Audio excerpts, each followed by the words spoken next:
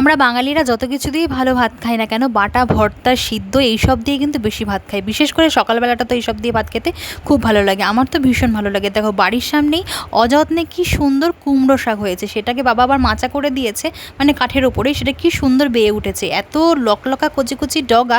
তাই দেখে আমার ভাতে সিদ্ধ খেতে ইচ্ছে করলো।